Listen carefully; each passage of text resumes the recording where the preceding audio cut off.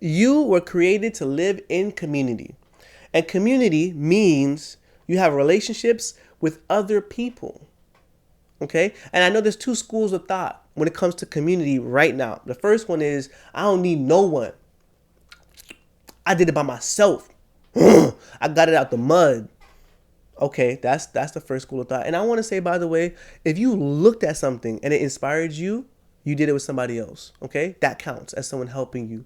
No one did anything by themselves.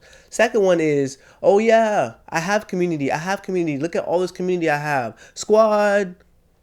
I eat, we eat, but there's no real sense of closeness there. I want to address both of these schools of thought. Okay, because community is super important. I just don't think we fully understand how it can benefit us.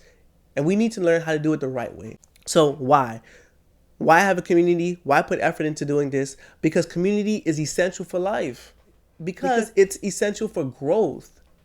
Anything living has to be growing or else it'll die. We know that about plants. Same thing for ourselves as a human species. We need community with other people to grow. Okay? And because we were created for community, that means that once we plug into a community, we begin to grow, and it takes us to the place where we need to be every time just by being plugged in, right, to that ecosystem. Almost like AirPods and an iPhone. You open it up, it syncs naturally, right? It's beautiful. Natively, that happens to you once you plug into community. Do you understand that there's some things you can't learn without community, without the help of somebody else? Do you understand there's some things you can't learn about yourself without someone else's help? There's some things you can't do without the help of community. There is no better feeling than having a group of people who went through the same thing you went through or going through the same thing you're going through. When I was younger, I was broke as a joke in a tote, but everybody else was broke. So that helped. And guess what? I'm older and the community is still helping me because I'm still broke. I'm sorry. I'm good. Listen, everybody want to get it by themselves, but that's not sustainable. And even if you could reach that goal by yourself, you can't sustain it forever by yourself. Okay, now let me address the second group. These are people who have community but not close community. All right, it's not okay to have a million friends and not one you can call when you need them, and it's your fault. Well, I don't want to say it's your fault. Sorry, I misspoke. Right? It's hard making friends these days. I understand. It's even harder making close friends. All right? Okay, now that I think about it, all my friends are from high school. That was 12 years ago. Okay, I'm not that old. I'm 29. However, what I do want to challenge you is, hey, look at the friends you have now. Okay? Is there one or two, right, that you can begin to grow that close friendship with? I'll tell you how to do it. It takes vulnerability and transparency, okay, and patience. Those three things. Is there someone who you can begin to tell more, who you can share more of the story with? Yeah, you can annoy them. That's fun and everything. But can you begin to tell them more stuff so that eventually you can tell them everything and anything and you can have that close friend? Okay, now I want to talk to those of you guys who are starting from scratch, okay, who you've bought into the idea of community that's important to you. You like the idea of having close friends, right? Someone to have similar life experiences with, okay? But you don't have any friends at the time. I understand, bro. It's difficult. You feel me? I'm going to give you 3 steps to making not only a community, but eventually making those close friends, okay? Step number 1. Here's the thing about friends. You may not believe in soulmates, okay, like you are destined to be married or destined to be together, but you can believe in probability.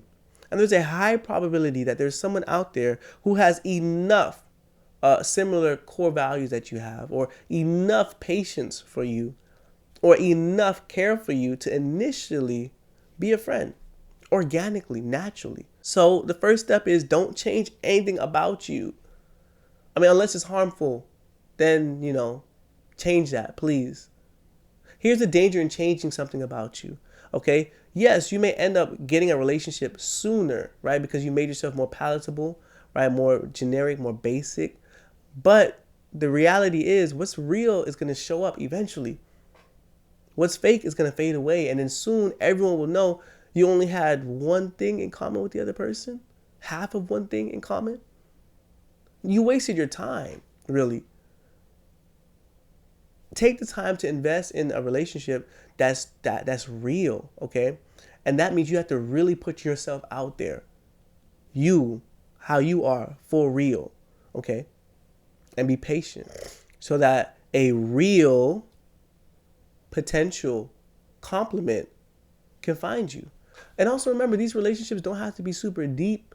You're not looking for 12 best friends, okay? Remember that. Step 2, you need to water that relationship. I know you see them salty posts online. Stop watering relationships and see which one dies. Yeah, that's true, right? We already understand that, like, we have to water our relationships, which means we have to communicate, right? There needs to be an exchange. We need to spend time. But here's one thing that we fail to recognize is not every plant needs the same amount of water. You can't just go watering every plant once a day, every day. Some plants will die from that. Or some plants will starve from that. It's the same thing with our relationships. Are you taking the time to understand the frequency for these relationships and how they can be different? I'm not saying that some may not be similar. There may be some people you just text. There's other people you text them, they don't text you back because that's just not the way that they communicate.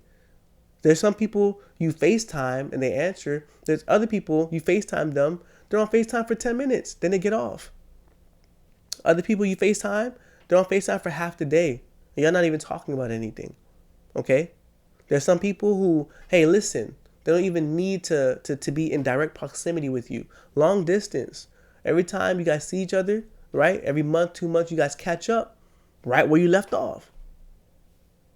That maintenance in the relationship, that's your responsibility. And I think that's something that we haven't paying attention to.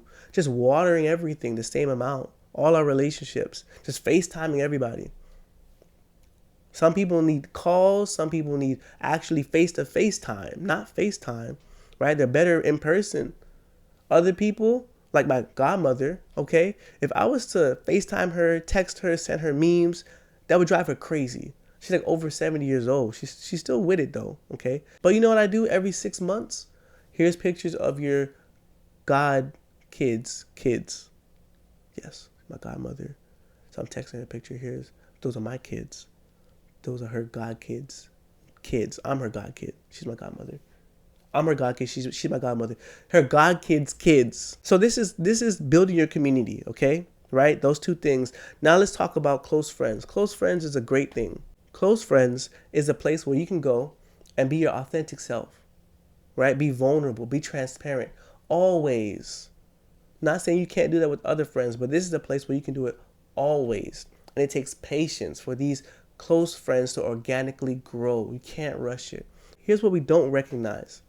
The key to being patient is understanding I can go without this thing. Do I want it? Yes. Is it good? Yes. Will it benefit me? Yes. But I have to understand I'm enough, and that takes having self-value, self-worth, right? That is what allows us to be patient and not be desperate. That's what allows us to be content with who we are in our situation right now. Could it be better? Yes, but we are okay. I am okay by myself. Okay, so if you haven't been giving any thought to community, or if you have, but you don't have that closeness in the community, I challenge you folks, right, to begin to be intentional about building your own community. It's the gift that keeps giving. You may feel stuck right now. Community may not seem like the answer, but there's a possibility that you can source an answer from community. So why not try? Anyway, that's all the time I have for today's video. I'm Preach Teach. Remember, reach each. Peace. Thank you for being a friend. Oh, yeah. Travel down the road and back again. Hey, so we started from the bottom, now we're here, girl. Oh, yeah. Pal and a confidant. This is my butt right here. Ooh,